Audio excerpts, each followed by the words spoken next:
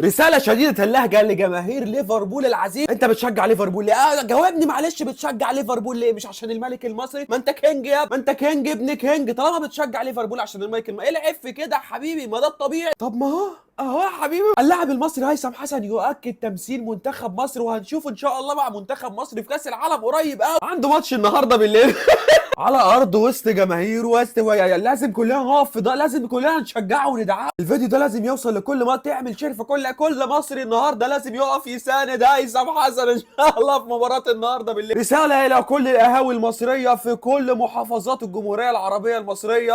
هيثم حسن هيثم حسن هيثم حسن النهارده هيلعب النهارده اللاعب المصري القائد لمنتخب مصر الجديد. لازم يشوف دعمنا النهارده اللاعب المصري هيثم حسن برقم 10 عشان يعوض لنا الكلام ده في كاس العالم. يا جماعه لازم نبقى في ظهر اخواتنا وابنائنا المصريين. هيثم كل التوفيق لهيثم ان شاء الله باذن الله النهارده في مباراه، ان شاء الله يحط هاتريك النهارده